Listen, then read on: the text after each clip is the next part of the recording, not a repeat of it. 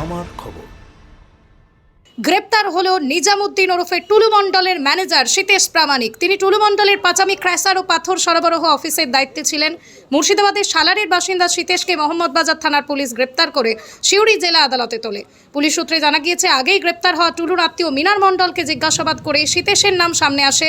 তদন্তকারীদের দাবি, পাচামি এলাকার ক্র্যাশার ও খাদানের আর্থিক হিসাব নিকাশের দায়িত্বে ছিলেন তিনি। তবে ধৃত সীতেশ প্রামাণিকের দাবি, আমি টুলু মণ্ডলের ক্র্যাশারে কাজ করতাম, কেন গ্রেপ্তার করা হয়েছে তা জানি না।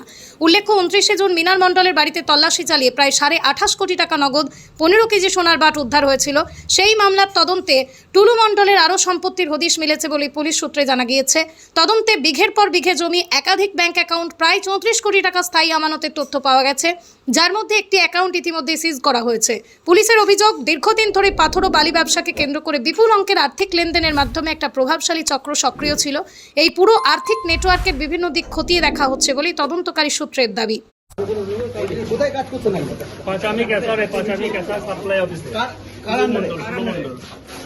কি আঙ্গের কাজ করতে? বাড়ি কোথায়? সাপ্লাই অফিসে। বাড়ি কোথায়? বাড়ি এটা মুর্শিদাবাদ সালার। কোন পোস্টে কাজ করতে? কোন পোস্টে কাজ করতে আপনি? সাপ্লাই অফিসে বলছি তো। চলেন গো, চলেন। কার আন্ডারে কাজ করতে? আপনাকে কেন ধরা হলো? কেন ধরেছে বলতে পারছি না, ধরে এনেছে। বড় সাপ্লাই অফিসে কাজ করি, ধরে এনেছে। এবার তিনি কখন ধরলো? কখন ধরলো? আমাকে ধরেছে 3 দিন আগে।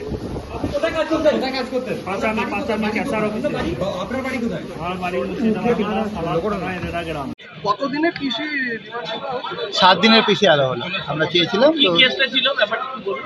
এনার থেকে যে ডেভেলপমেন্টটা হয়েছে সেটা আমরা কোর্টের কাছে বলেছি, এবং এই ভদ্রলোক সেই ভদ্রলোক যিনি আমাদের সামনে, ইনি এবং আগে যিনি অ্যারেস্ট হয়েছিলেন, এরা দুজনে মিলে আমাদেরকে ইনপুট বা লিড দিলেন, যেখান থেকে আমাদের ওই ছাপাখানার মেশিনের মেটেরিয়াল সমস্ত কিছু সিজার হলো, যে চালান টালানগুলো ইত্যাদি ইস্যু করা হতো।